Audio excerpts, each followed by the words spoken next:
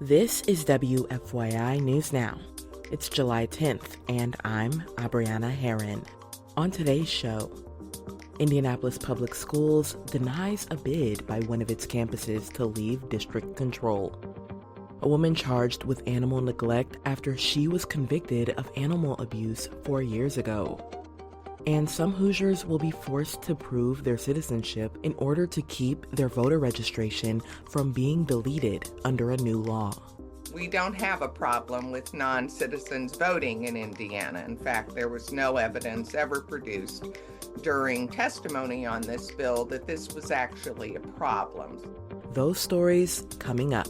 But first, Indianapolis City County Councilor Crista Carlino stepped away from the Democratic Caucus following backlash she received after last month's meeting.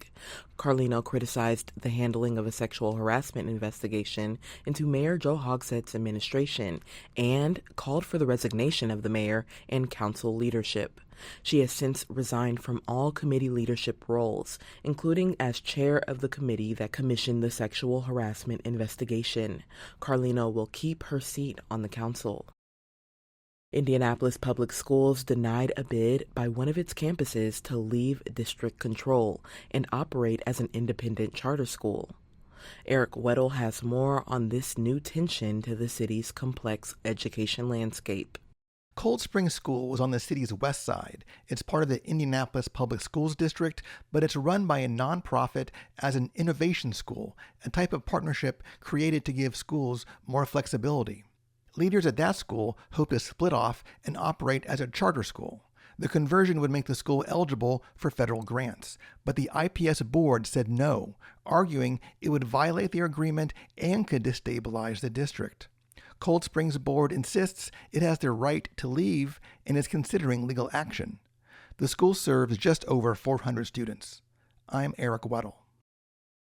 A woman is charged with animal neglect after she was convicted of animal abuse 4 years ago. Zach Castle reports law enforcement found evidence of recent harm. And a note to listeners, this story includes graphic depictions of animal abuse.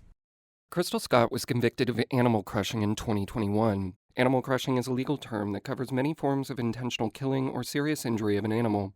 Scott killed dogs, cats, and unborn kittens and posted videos on social media. The court sentenced her to prison for 2 counts of animal crushing and recommended mental health treatment. Last month, Indianapolis Metropolitan Police Department officers found Scott and 2 others with multiple animals in a U-Haul van. It smelled of animal waste and decomposing bodies. Later, officers found animal parts in the U-Haul.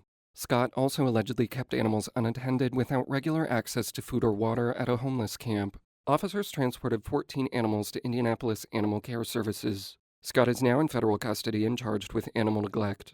I'm Zach Castle. And for our final story today, some Hoosiers will be forced to prove their citizenship in order to keep their voter registration from being deleted under a new state law.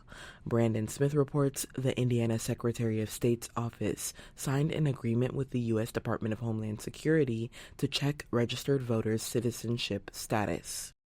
The law says the state will compare voter registration records with a list of temporary credentials at the Indiana Bureau of Motor Vehicles, which could indicate a person isn't a U.S. citizen. If the state flags a registered voter through its check, county election officials will notify the voter that they have 30 days to provide proof of citizenship, which includes a birth certificate, passport, or naturalization documentation.